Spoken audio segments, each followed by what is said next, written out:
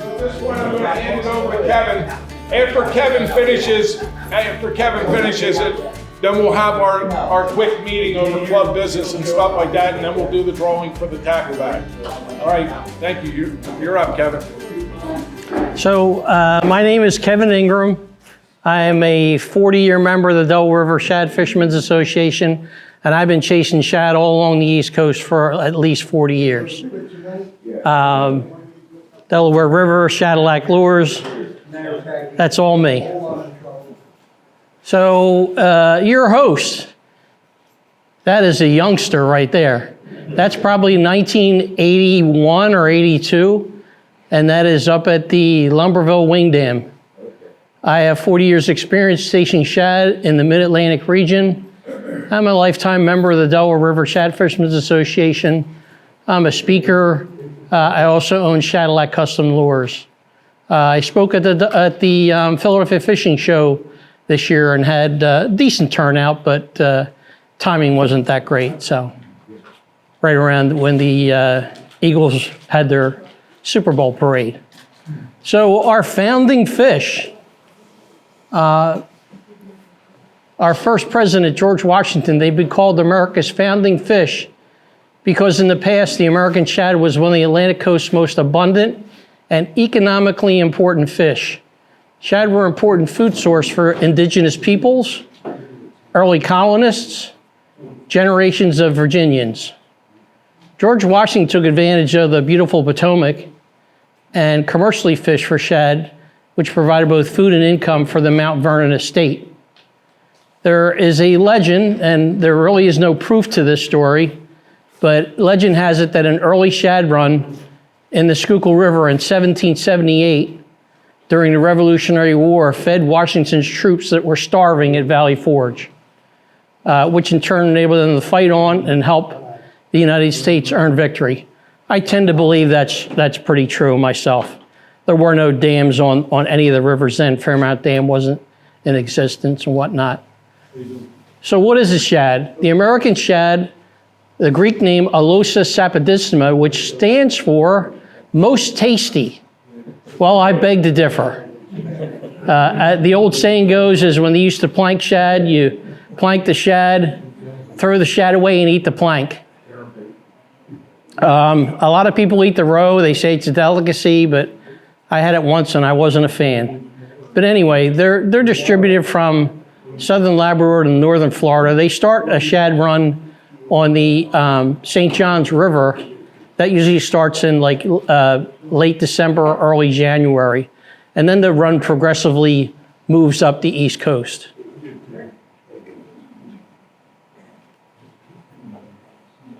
Kevin, can we ask questions in the middle? Yes. So when it goes into St. John's, are they going up to St. John's to spawn too? They are, yes. Okay. Yep. So this is a short video from our friends at On the Water magazine. We'll take a look at this real quick. We talk about the American shad. We also have gizzard shad, and we have hickories. About a year or so ago, I caught a dozen or so hickories, which I haven't seen in a long time. This pointer is not working on this bright screen. But anyway, your bottom fish, so you have your Americans at the top, your gizzards, and you'll see a live example of that in one of the next photos that I caught while I was shad fishing up at Scudder's Falls. And then your hickories. Hickories, when you hook them, they're smaller, but they will tend to jump. They're more acrobatic. The way you can tell the difference between a hickory and an American is by the jaw. The lower jaw does not meet the top jaw like it does on an American. So it protrudes somewhat. And like I said, they're more acrobatic. But they are endangered, so you have to let them go. I caught about a half a dozen or so in the last couple years, which is surprising because Fish Commission stocked them probably 15, 20 years ago, and they never really took in the Delaware. But surprising to see that, although we do catch a lot of hickories down in, when I fish down in Maryland, we fish the Conowingo.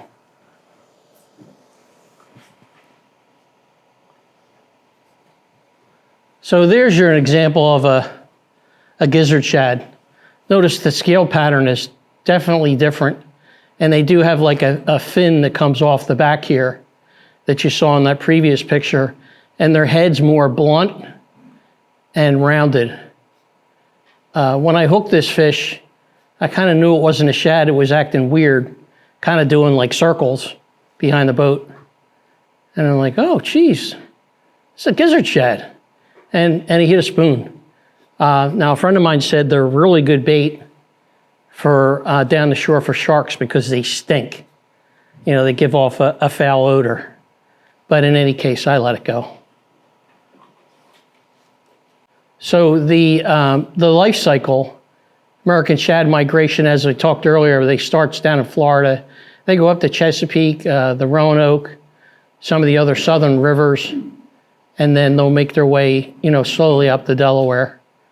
It's a springtime thing. Shad are in the river in February.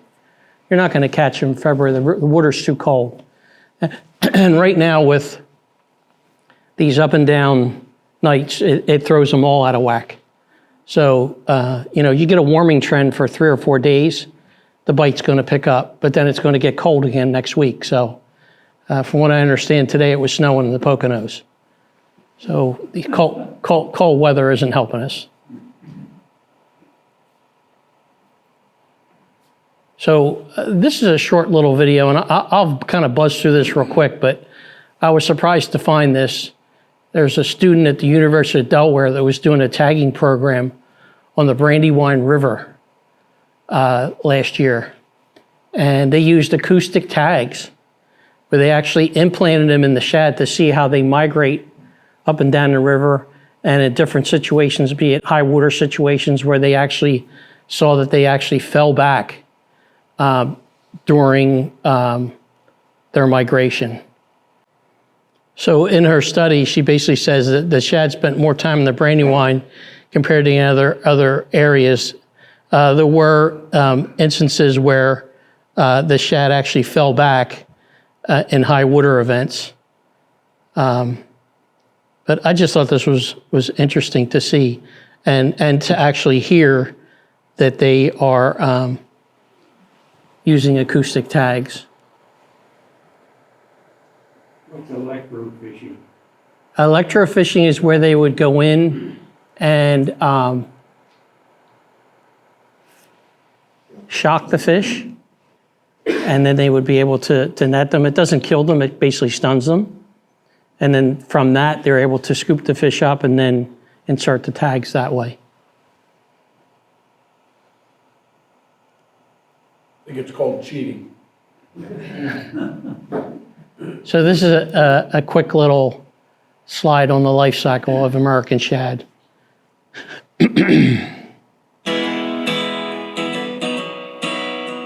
This silvery fish with a row of dark spots across its back is called the American shad. They typically live for about 5 years and spend most of their lives in the Atlantic Ocean. So this is an interesting video. It runs for about 7 minutes, but it was done by the Nature Conservancy. And I put this in the presentation to kind of give you an idea of where the shad swimming. On the bottom. On the bottom. That's where you want to present your lures. And you notice they on occasion, they'll go up to the top and skate and skirt around and whatnot, but they're hugging the bottom. That's why you want your spoon or your dart on the bottom or very near the bottom.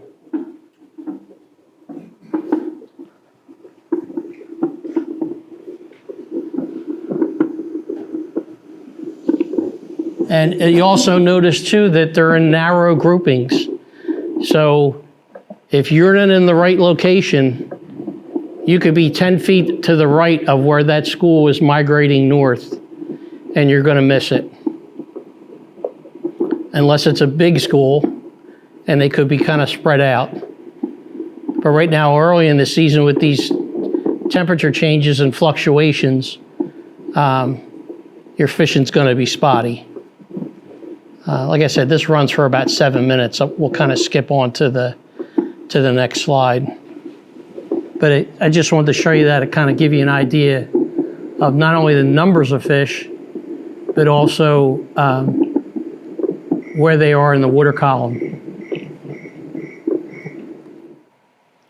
So shad will begin spawning activity once the river temps approach the mid-60s. Probably looking around the mid to late May timeframe, depending on our weather. The shad fry will stay in the river all summer and grow. Juvenile shad will make their way downriver in early fall. Once those temperatures drop, that's their signal to say, we got to get out of here.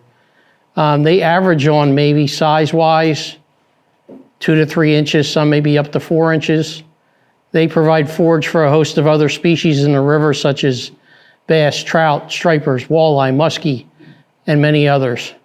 So the important thing with this particular slide is that without shad, the rest of the environment also suffers. Strong shad population is a true indicator of the health of the river.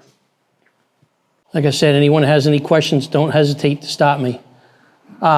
This was my largest fish in the last few years, 6.5 pounds on April 10th. A lot of those big fish are coming up now.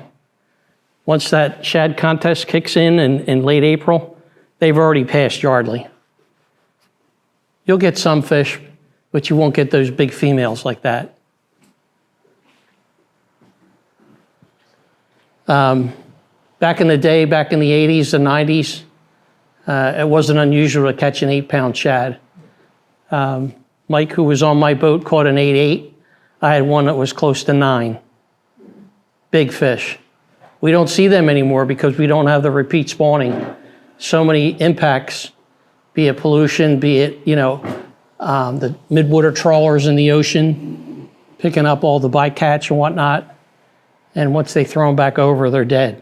You say it was repeat spawning, do some go back to the ocean after the spawn? Yes, right now they estimate probably around 20%. Kevin, Yes, does the water temperature more affect the movement or the bite? both. So they, More so the bite. They're in the river in February, for sure, guaranteed. They're in the river in February. You wouldn't get fish in being caught in the water gap right now if they hadn't migrated in February. Yeah. There's no numbers per se. Tim, who was here last month, he's gone like 4 for 6, 4 for 7. So if he's getting them in 44-degree water, he fished last Sunday, and he looked like he was bundled up for a snowstorm, winter clothes and whatnot. And he says, man, it's cold out here. I'm fishing, it's 30-degree air temp. And they still had a few fish. So if that's the case, there's numbers going through. It's just that, the bite's not there.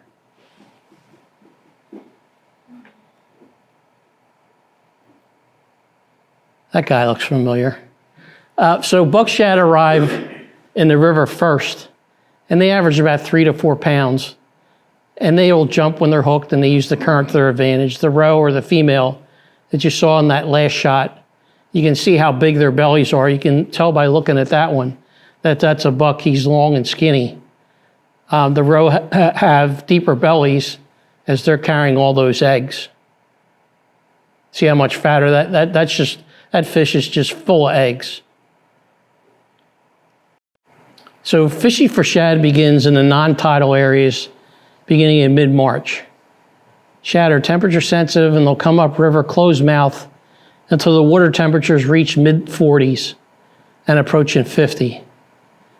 They do feed on their way upriver, but they're basically hitting those lures out of aggravation or instinct.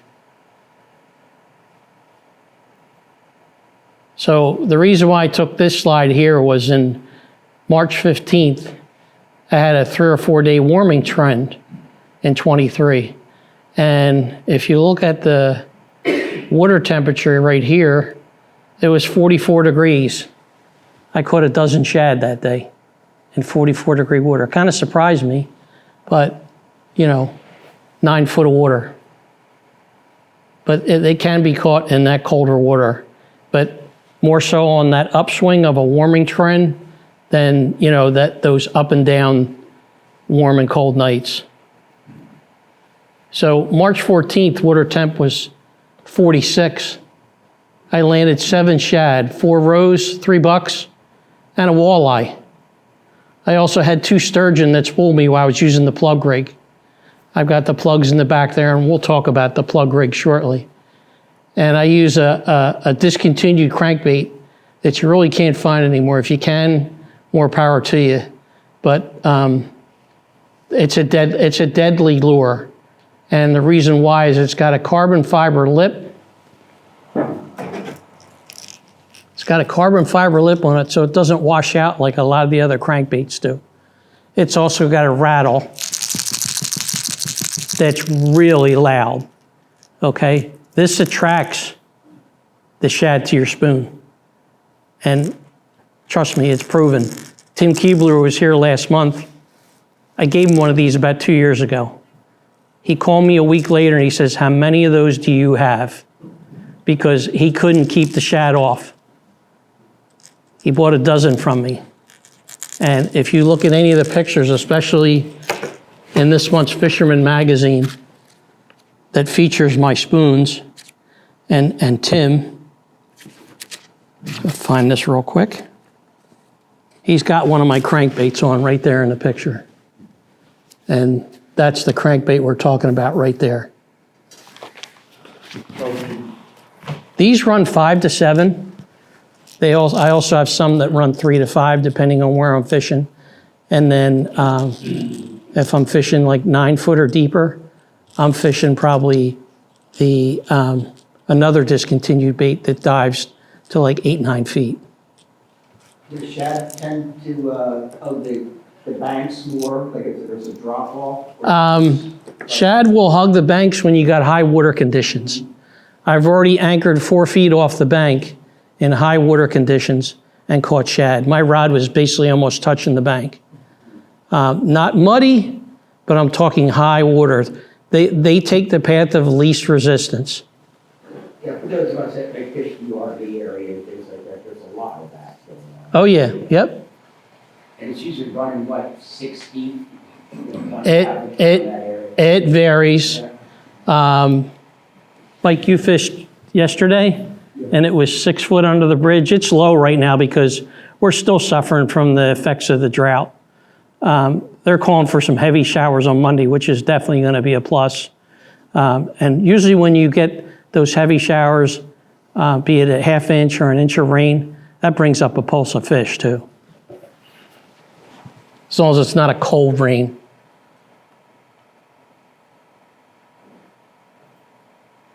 So what I mentioned about this particular plug being so excellent is American shad have excellent hearing. They use this hearing to avoid predators in the ocean and to locate prey as well when they feed. Research has been noted that shad do feed on insects, and repeat spawning shad that migrate back out to the ocean will feed in the river. The use of loud rattling lures that act as a tool to get the spoons in the strike zone are a deadly tactic to attract shad to your flutter spoon.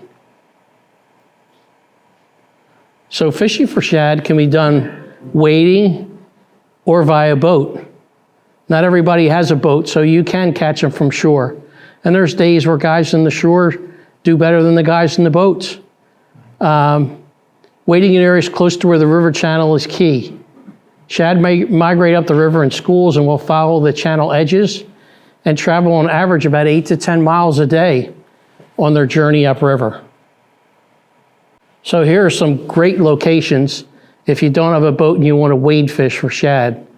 Bulls Island State Park, you can walk right on that, out on that Lumberville wing dam in decent water conditions, right on the Jersey side or the Pensy side, more so on the Jersey side.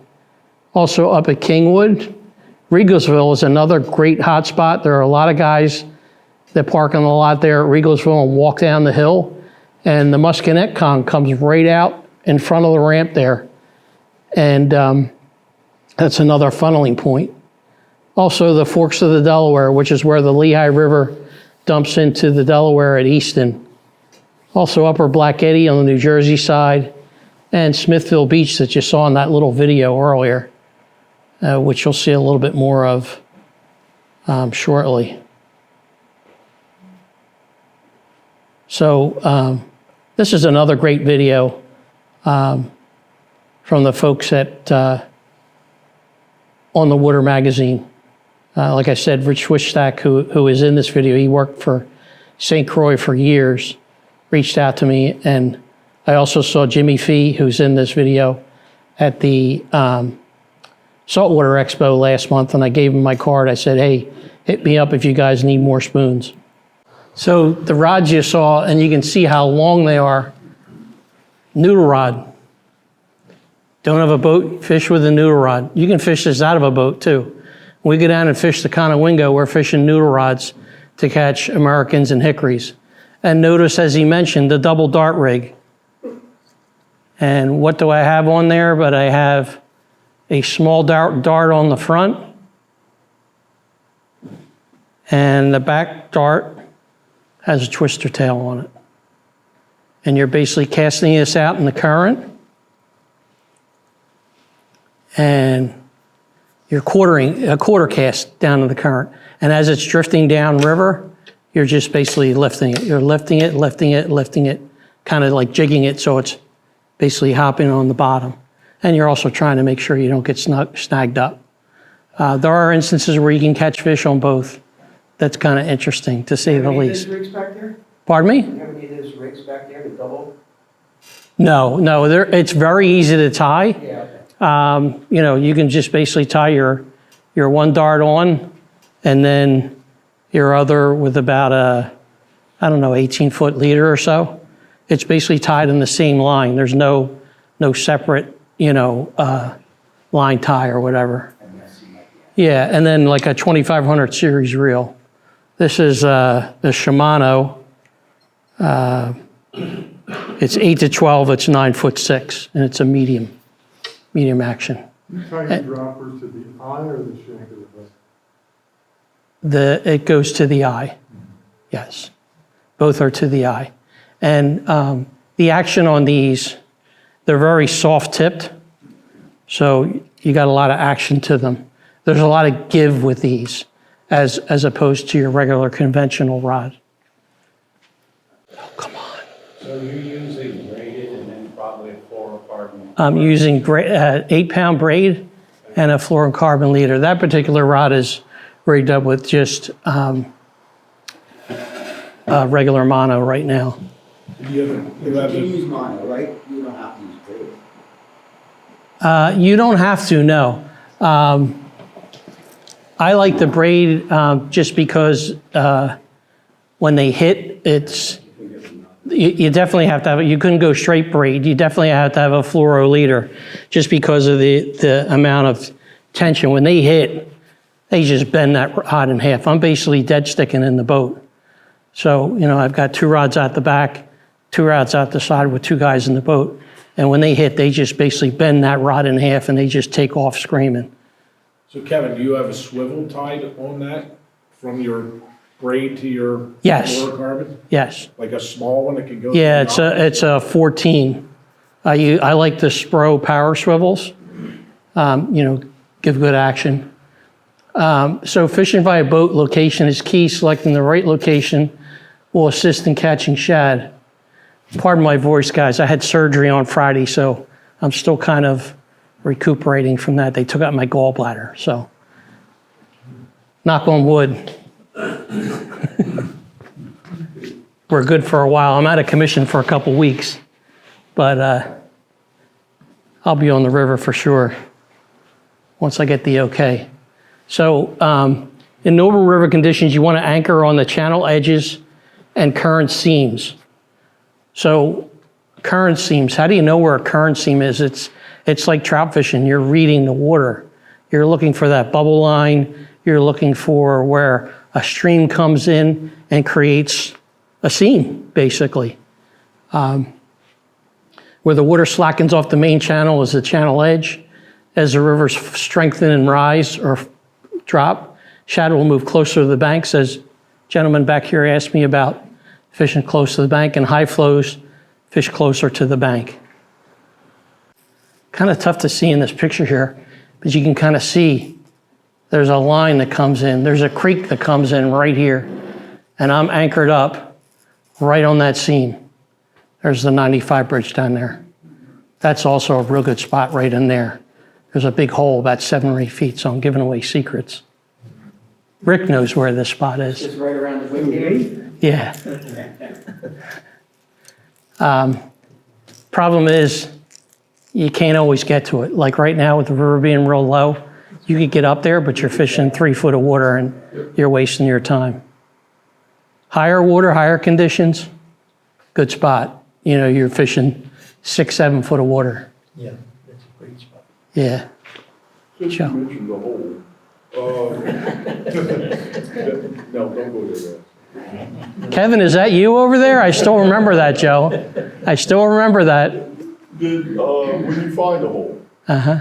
do you set up above it, below it, to the right edge, left edge, I set up above it. above it? Yeah. Fish down to it. Yep. What's that? Fish down to it. Yeah, fish down to it, exactly. Yep. Anybody else? A deeper area, right? I'm sorry? You're always going for like a deeper part of the channel Yes. most of the time? Yeah, you're going to fish, like I said, those channel edges or current seams. I don't like 9 and 10 and 12 foot of water. You can catch fish out of there, then I'm going to fish a down rigger, or I'm going to fish dipsy divers. For the most part, 7, 8 feet is good. 6, 7, 8 is good for me. And I know where the fish are going to be in those conditions. So locations, where to fish. As I mentioned earlier, where a stream dumps in. So where a stream dumps in, it creates what we call a pinch point. So here's your stream dumping in right here. Muscanet Kong speaks off the top of my head. Also the Tohican up at Byram is another really good spot. You want to anchor up where the Tohican dumps in because there's a nice hole behind that. So it creates that pinch point, and that's where those shad are going to migrate. Same here if you have an area, this spot here, not Upper Black Eddy, Sans Eddy. I fished up there years ago, and there's 2 or 3 really, really big rocks. And you anchor just to the left of those rocks, and there's a hole below it. So that's another good pinch point example. You get to know the locations just from experience on the water and flows. Flows are also a big factor. So a bank drop off. There may be an instance where you're anchored up and you're in 5, 6 foot of water, and 6 or 8 feet to the right of you, it's only 12 inches. Well, the fish are going to find that deepest part of the channel and go up there, and that's where you want to anchor up. So, Are you generally always fishing for fish that are coming upriver? You're not fishing any holding fish, right? morning and evening is when they're going to move. So overnight, they don't tend to move. You can't catch them in the dark. There's been instances where I've caught them at first light and I barely think the sun's up, and I'm like, damn, that rod just went off. On the same token, I've left fish at 8:30 at night in mid-May, and they're still biting and it's getting dusk. So They'll hold up in what, like an eddy or behind a bridge in Buttman? exactly, they'll hold up At nighttime? at nighttime. They don't really move, no. So, like in real estate, location, location, location. Fish those channel edges, the deep pools with moving current. If you're not in the right location, you won't land shad. Reading the water is a key component. So you're gonna, like I said, look for those seams, eddies, and moving water. So rigging the rods, boat location. I'm anchored right in the channel pretty much here. Here's a bridge abutment over here. This is pretty much high water conditions. Notice how the rods are positioned down towards the water, right? And the other two rods are almost, I see guys that have the rods straight up like this off the back of their boat. Where's that bringing your spoon? Up off the bottom. You want those rods like angled enough where that spoon is closer to the bottom, but not straight out where it gets pulled out of the rod holder. I lost a rod about a year ago. Nice rod too. Shimano reel. Problem was, I was fighting a fish on one side of the boat, and the other side of the boat, I had the this type of down rod holder, and I was too busy fighting this fish and not paying attention. Next thing you know, the fish swam above and the rod came out of the rod holder this way. Bloop, there it goes. And the guy next to me goes, "Oh, there goes your rod." Gee, thanks for letting me know. So. Do you ever use like inline planer boards or any kind of? No planer boards. I'll talk a little bit about dipsies and jet divers. Yeah, you use a dipsy out the side, I think. Yep. Dipsies will take it out to the side, and then, depending on your depth. Now, these particular rod holders here, they're made by a gentleman up in Maine called Down East. I think when I bought them, they were $12.95. They're probably $40 now. You're low. You're low. I'm low. Maybe they're more than that then. But they're the same ones I've had for about 40 years.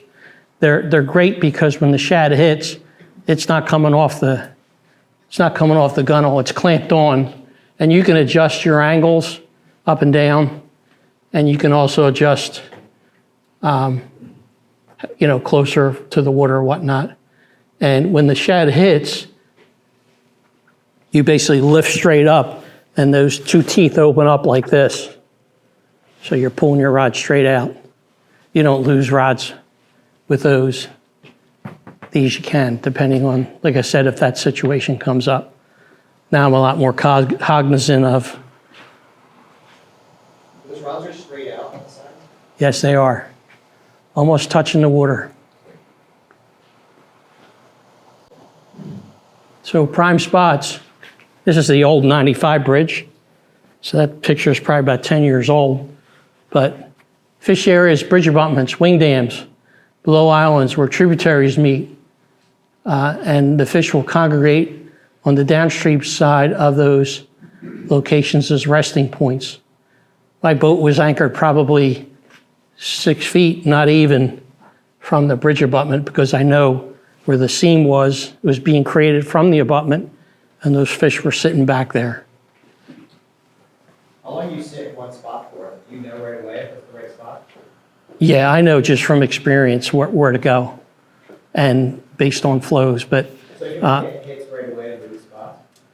a lot of guys, I'll sit for a good few hours. I'm not going to move because I know those spots produce. It may not be that the fish are coming through right now. Oh, okay. Yeah, some guys will jump all over the place, and you're wasting your time. Right, Frank? He's nodding his head. So like the fish kind of will move around or kind of come up in waves or something? Yep, it'll come up in waves, yep. There's been days where I've sat all day and nothing in the morning. And as soon as I take the sandwich out of the cooler and take a bite, there goes 3 rods take off. So, yeah, you never know. So tackle, I use like a 6.5 foot or a 7 foot medium action rod with a fast action. And then we talked earlier about the noodle rod. A good quality spin reel, 2500. This is a Daiwa BG. I like Suffolk's because it's a softer braid, and I fish the green. Somebody I know in the back swears by yellow, but I like the green because it's less visible. And notice the length of the leaders about, I don't know, about 20, 24 inches. And there's a swivel at the front of the crankbait, and there's a swivel at the back of the crankbait. and it's loud. And you're basically with this, casting about 20 to 25 yards behind the boat and setting it in the rod holder and just waiting. There's days where I've cast out and I felt like I hit him right on the head. All of a sudden the rod takes off. So, you know, you never know.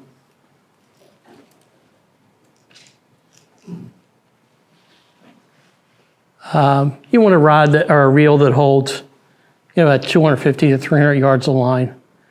There were a couple instances where you hook a sturgeon and you're not stopping them. They take off and they go down the river.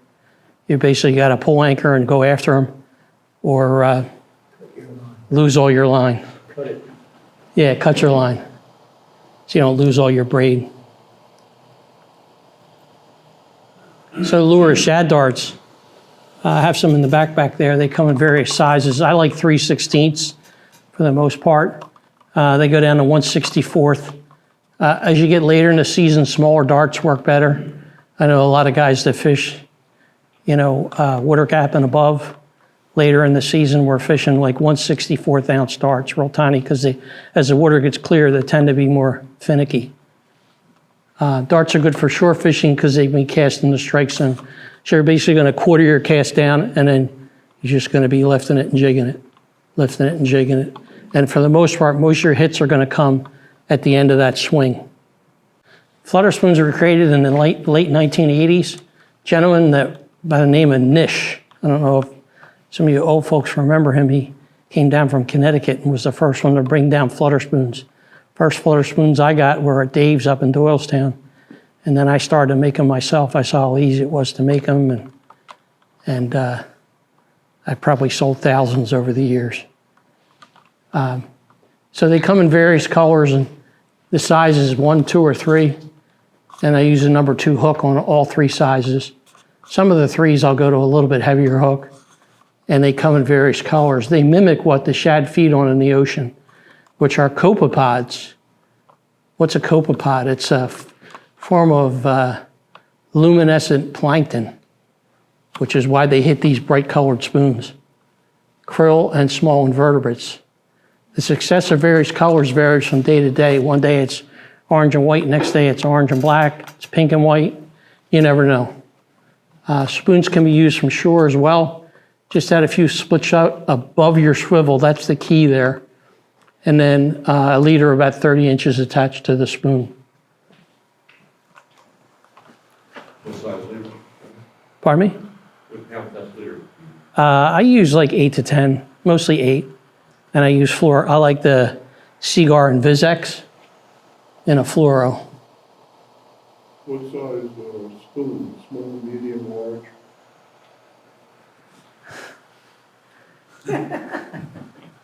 Low clear conditions, I'm using one. Every size, Joe, and they're sold in the back. Right? That's right. That's right. Low clear conditions, I'm going down to a 1. Primarily, I'm using a 2. High off color water, not mud, off color with a heavy stain, I'm using a size 3 because they can see it better. And there's days where I'm like, I can't believe they can see this spoon in this stained water. I'm not talking muddy water, I'm talking a heavy stain. And it's like, I'll be damned, they're smacking this thing and they can see it. So they won't hit a fish and clear? They will, but for the most part, I'm sticking with 2s. 2s is my primary size. 3s last year in clear and nothing. Yeah, When I went down to the little small ones. Yep, they'll shy away from those bigger spoons in the clear water, yep. Gotcha. So what are copepods? Copepods are plankton that reside deep in the ocean. Note the bright colors, right? That's why the shad can locate them in the ocean. Shad basically feed in the river on instinctual patterns. I don't know what's going on with the focus here, but. So Scott asked me earlier, what do I like for swivels? I like those Spro power swivels in a 14. We talked earlier about 8-pound fluorocarbon leader. The weight and the size of the dart depends on flows. Shad will hit when the dart is at the end of the drift. I start with number 2 to 3 size, number 2 split shot depending on the river flows if I'm fishing what they call a flat line, which is just split shot above the swivel, and then your spoon. Plug rig. Plug rig allows you to get the flutter spoon in the strike zone. Plug is tied to the end of the main line. Plug has the hooks removed and a size 14 swivel attached to each end of the plug, like you see here. 2.5 foot leader of fluoro is tied to the back of the plug. Plug choice varies with the depth of flow. I like the Storm Arashis. That was the other one I was trying to think of. They dive to 5 feet, and then the Scamps 2.5 will dive 5 to 7. Rattling plugs attract shad, no question about it. So there's the Arashi, and there is the 13. So those of you at last month's meeting may recognize this gentleman. This is Tim Keebler. He sent me this video last year after I gave him one of these plugs and listened to his comments. You can kind of control the depth on that plug, right, by the line length you have out? Correct. So it gives you a lot of flexibility if you want to play around. Yes and no. The further out you're going to cast it, the more shallower it's going to run in the water column. Well, if you run it from a boat, you, Yeah, it's from a boat. Yeah. These are tough to use from shore. yeah, well, I was gonna say, would you normally just leave that sit then? Oh, yeah, it just sits. You're not moving it. You're casting out and it's sitting in the current. But if you wanted to rise higher, you can lift the tip up a bit, right? You can raise the rod tip somewhat, yeah, but it's not going to rise that much higher because the flow of the water is pushing against that nose of that carbon fiber lip. Carbon fiber is important because a lot of people talk about the Rapala SR7, and the SR7 will wash out. In other words, it goes out this way or it goes out this way. It doesn't run true like these do. This is crazy. This one's for you, Ingram.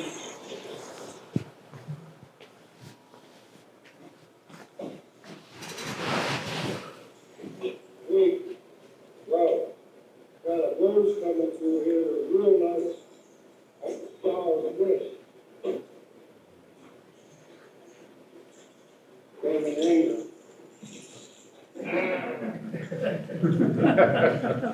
Right?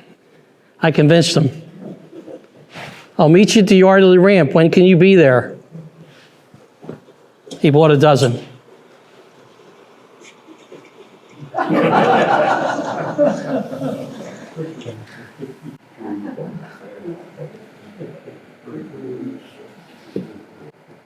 All right, so this is a video I took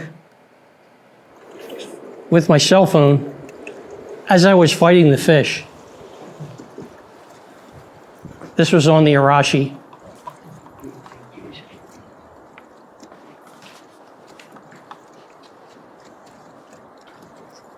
There's the plug right there. Yeah, did you say you could add weight in front of that plug to get it there? You could, but I normally don't.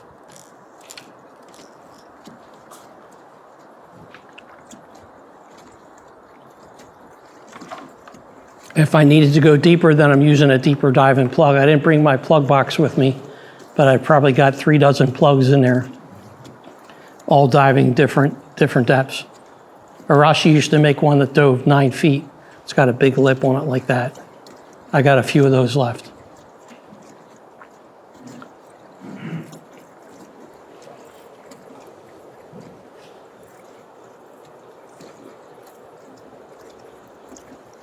Yeah, you can see the shad and the plug right ahead of it, and me saying number 15 for the day. Notice that's moving water.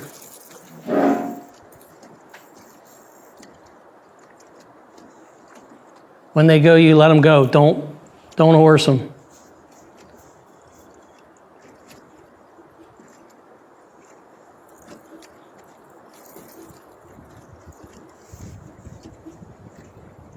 Notice I swing it over where there's less current.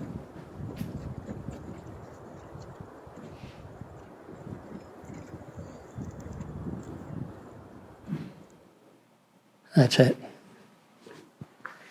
Surprised I was able to get that with the rod in one hand and the phone in the other. Somebody said, you need to get one of those things for your hat, you know? So here we talked about those rod holders. It's down east, made up in Maine. I think Cabela still carries them. You can see here with the jaws being open. Here it is with the jaws being closed. There's a screw on the other side where you can adjust the angle, you know, higher and lower. They're adjustable, and they withstand the heavy hit of a shad and strong currents. And you vary the weights and colors of the spoons based on clarity. Bright colored spoons for dingy water, and I've already used plain gold spoons. Joe, you mentioned earlier about going down to number ones. I use plain spoons in those conditions. Plain gold spoon or a plain silver spoon, no paint, no color on it. Yep. And then the size of the spoon varies on the conditions. So downrigging. Downrigger for shad is a good tool. I only use a downrigger. I've got a little portable one if I'm fishing 9 feet or deeper, and that's pretty rare in the lower river. You almost don't even need a downrigger. No, you don't. Or you just tie the ball on the rope. Well, yeah, you could go that route, but with the downrigger too, if you got a lot of debris coming down, you're constantly cleaning the cables, and it's more of a hassle anymore. So alternate downrigging options are the Little John diver that you see there to the left, and then I found the Lure Jensen jet diver that I've used in clear, and that'll dive down to 7 to 10 feet. I'd probably use that up at Lambertville in high water conditions because there's some holes there where it's 10 and 12 feet deep.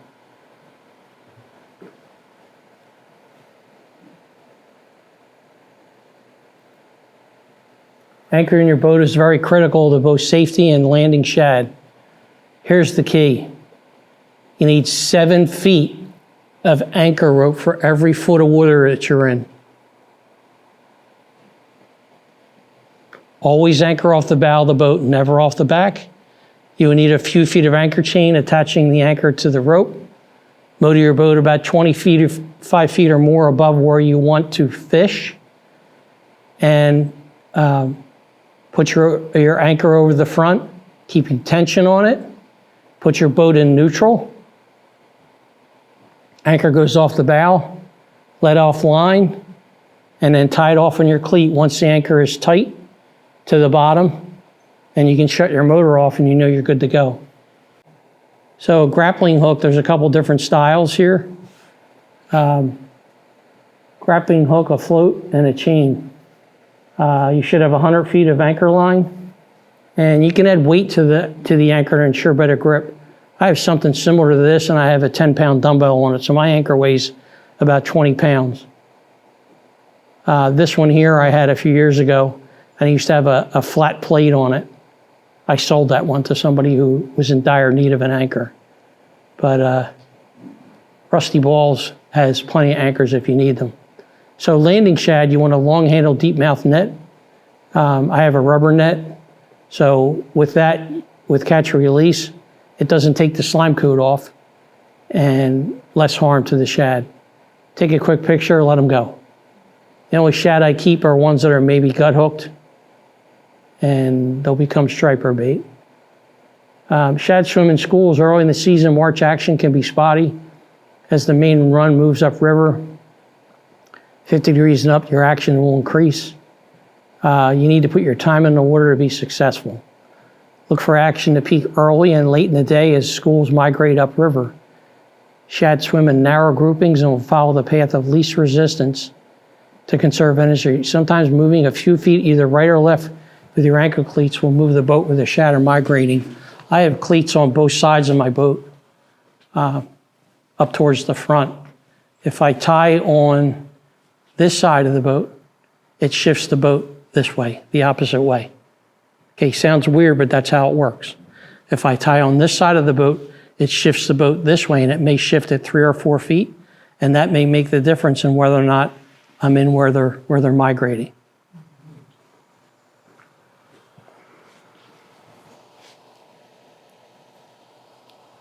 River conditions are also key. High muddy water, not safe, and you're not going to catch any shad.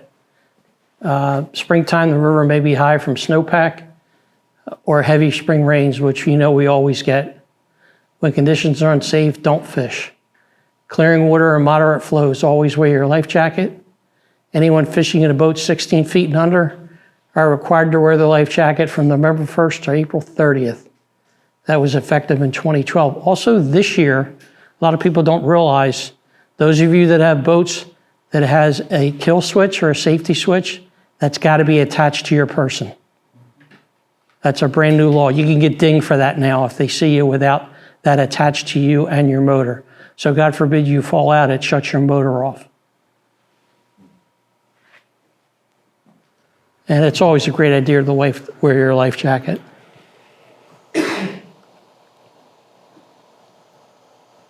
Gauges. There's your river flows. So you have the USGS gauges, and I use a gauge on my phone called the River app. Go out to Google Play. It's right here on my phone. Looks like a little kayak. And I have it tailored to the Delaware River. So, okay, I have Delaware River, New Jersey, because that's where most of the accesses are and where most of the gauges are. I click on Delaware River. Of course, it's probably going to be slow in here because of Wi-Fi. But in any case, when you do that, it lists everything from Montague all the way down to Washington's Crossing. And I use Washington's Crossing as my gauge for the most part of how the flow is where I'm fishing. Oh, so here it is, it came up. So Belvedere, Burlington, Frenchtown, Lambertville, Trenton, Montague, Regalsville, Stockton, Phillipsburg, and Washington's Crossing. It not only gives you the footage, it will also give you the flow per second. For example, at Trenton right now, it's 47 degrees.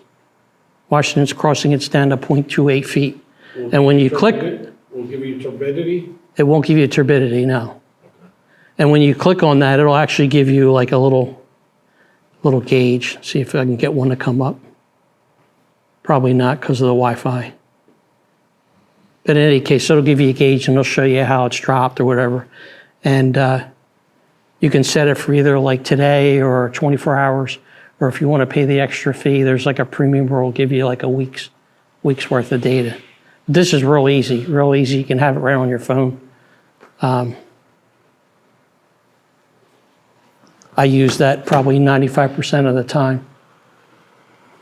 So life jackets required to wear on all boats. This is what I wear, one of those self-inflatables over here, right here. You don't even know you have it on. So those of you who are familiar with Yardley, there's the Yardley ramp in 19.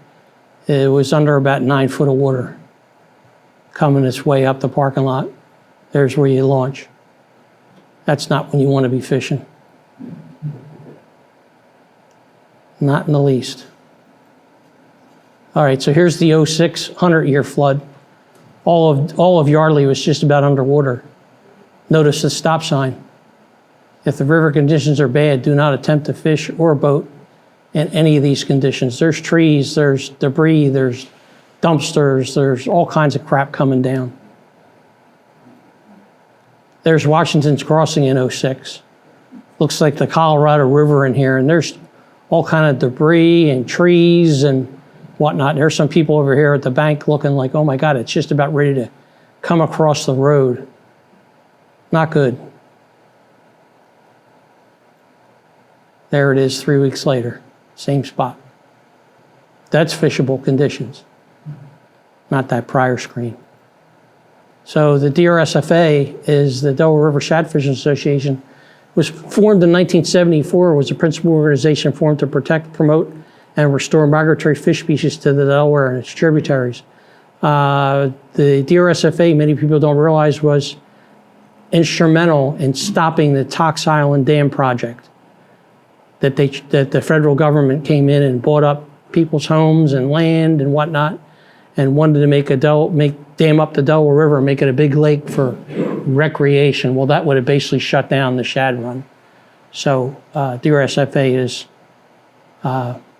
should be thanked for the stop of that. There's also a Shad in Schools program where we give the hatchery-raised shad eggs from our shad tank in Easton, and we give them to the kids, and they basically raise them in this little recirculating tank in the schools, and then they put them back into the river. And here they are releasing some of the juvenile shad. So 2024 shad assessment. The status of the fall run from the fisheries biologists from the Fish and Boat Commission. Overall, the juvenile shad in both the tidal and non-tidal areas did very well. The non-tidal area above Trenton was at the 30-year peak, which means we had a fantastic spawn. So 4 years from now, the fishing should be lights out.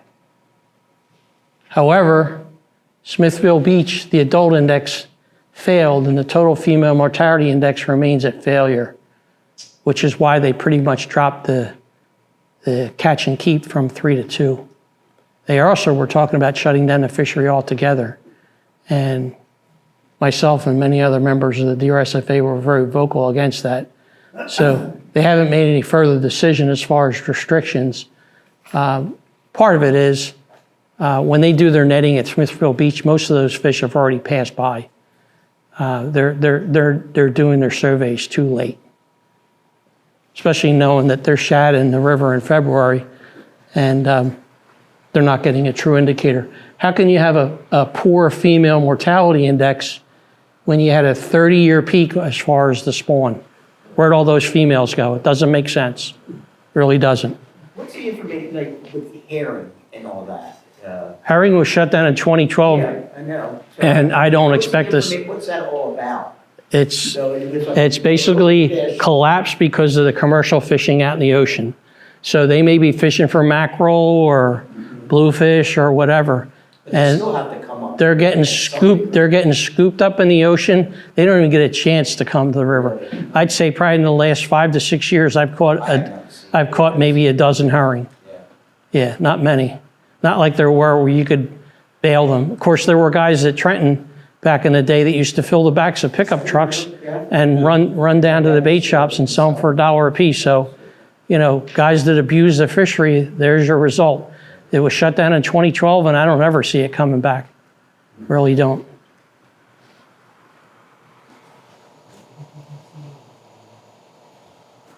So, practice CPR, catch, photograph, and release. Limit for shad in 2024 and 25 is 2 per day. The only ones I keep are ones I know that are gut hooked. The rest are all getting let go. Half the times I don't even take them out of the net. They're hanging over the side of the boat. I get the hook out and I crimp down all my barbs. Crimp your barbs down. You're not going to lose fish. You're still going to catch them. They're not going to get off. And it puts less damage to the fish, especially if they swallow the hook.